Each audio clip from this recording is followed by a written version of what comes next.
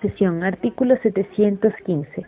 Posesión es la tenencia de una cosa determinada con el ánimo de señor y dueño, sea que el dueño o el que se da por tal tenga la cosa por sí mismo, o bien por otra persona en su lugar y a su nombre. El poseedor es reputado dueño mientras otra persona no justifica serlo. En el ejemplo tenemos una casa en donde era habitada por una familia que viajó. La casa quedó abandonada. Esta casa fue ocupada por otra familia, la cual la arregló, vive ahí, paga sus deudas, paga impuestos. Entonces, esta familia tiene el ánimo de señor y dueño. Artículo 716. Nos dice que se puede poseer una cosa por varios títulos. Puede ser por título constitutivo o translaticio de dominio, título declarativo de dominio, también se extiende a los títulos injustos. En el artículo 717 nos indica que la posesión puede ser regular o irregular. Se llama posesión regular la que procede de título justo y ha sido adquirida de buena fe, aunque ésta no pueda subsistir después de adquirida la posesión. Se puede ser, por consiguiente, poseedor regular y poseedor de mala fe, o se puede ser poseedor de buena fe y puede ser poseedor irregular. Si el título es translativo de dominio, es también necesaria la tradición. La posesión de una cosa, ciencia y paciencia del que se obligó a entregarla, hará presumir la tradición, a menos que ésta haya debido efectuarse por la inscripción del título. Nos indica que el poseedor regular puede adquirir un dominio por prescripción adquisitiva ordinaria. En este ejemplo podríamos decir que se exige 2 años para los muebles y 5 años para los inmuebles. El poseedor irregular puede llegar a adquirir la cosa por prescripción adquisitiva, pero extraordinaria. O sea, tendría un tiempo de 10 años para poseer. En el artículo 718 nos dice que el justo título es constitutivo o traslativo de dominio. Son constitutivos de dominio la ocupación, la accesión y la prescripción. Son translaticios de dominio los que por su naturaleza sirven para transferir, como la venta, la permuta, la donación entre vivos. Pertenecen a esta clase las sentencias de la adjudicación en juicios divisorios y los actos legales de partición. Las sentencias judiciales sobre derechos litigosos no forman un nuevo título para legitimar la posesión. Las transacciones, en cuanto se limitan a reconocer o declarar derechos preexistentes, no forman un nuevo título, pero en cuanto transfieren la propiedad de un objeto no disfrutado, constituyen un título nuevo. El artículo 719 nos dice que no es justo título, primero, el falsificado, esto es, no otorgado realmente por la persona que aparece como otorgante. El conferido por una persona como mandatario o representante legal de otra sin serlo. El que adolece de un vicio de nulidad, como la enajenación que, debiendo ser autorizada por un representante legal o por el juez, no lo ha sido. Y 4. El meramente putativo, como el del heredero aparente, que no es en realidad heredero. El del legatario, cuyo legado ha sido revocado por acto testamentario posterior, etc. Sin embargo, al heredero putativo, a quien por disposición judicial se haya dado la posesión efectiva, servirá aquella de justo título, como al legatario putativo, el correspondiente acto testamentario que haya sido judicialmente reconocido. Según el artículo 720, la validación del título, si en su principio fue nulo, efectuada por la ratificación o por otro medio legal, se retrotrae a la fecha en que fue conferido el título, es decir, anteriormente se lo puede hacer válido.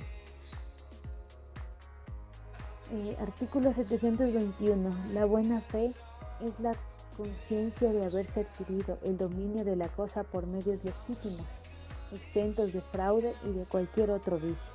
Así, en los títulos translativos de dominio, la buena fe supone la persuasión de haberse recibido la cosa de quien tenía la facultad de enajenarla y de no haber habido fraude ni otro vicio en el acto o contrato. El justo error en materia de hecho no se opone a la buena fe, pero el error en materia de derecho constituye una presunción de mala fe que no admite prueba en contrario.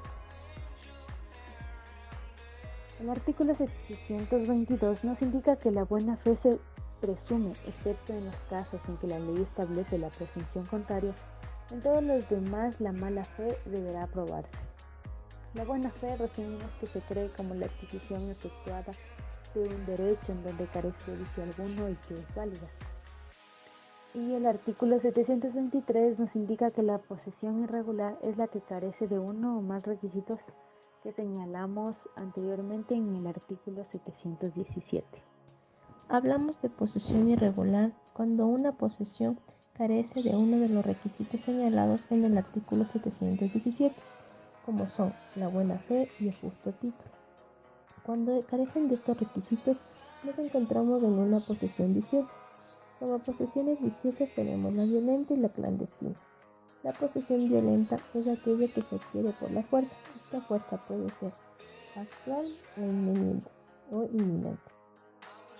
También se conoce como posesión violenta aquella que se da en ausencia del dueño. Este se apodera de la cosa y volviendo al dueño le repele. Es también conocido como poseedor violento. La posesión clandestina es aquella que se ejerce ocultándole a los que tienen derecho para oponerse a ella. La mera tenencia. Se llama mera tenencia a la posesión que se ejerce sobre una cosa, no como dueño, sino en lugar o a nombre del dueño. Ejemplo, el acreedor prendario, el secuestre, el usufructuario, el usuario, el que tiene el derecho de la habitación, etc. Nota.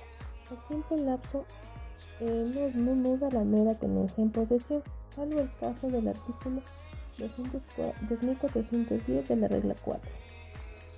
La posesión de cosas incorporales. La posesión de cosas incorporales es susceptible de las mismas realidades y vicios que la posesión de una cosa corporal.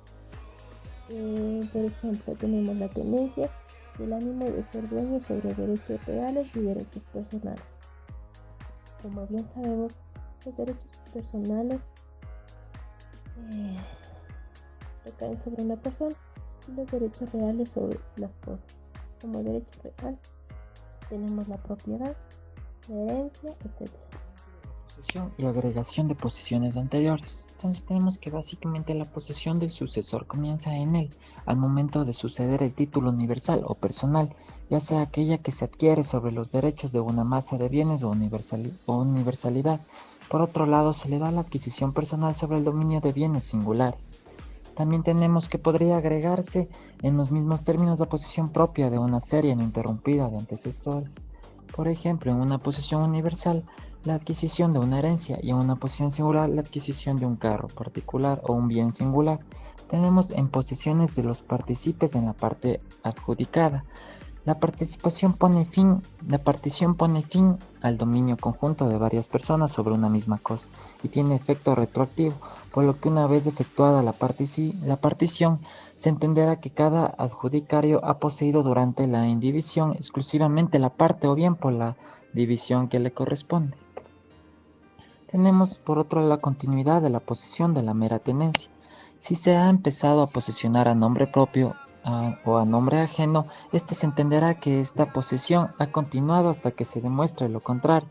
Si se prueba que se ha poseído anteriormente y actualmente se considera como la posesión en el tiempo intermedio.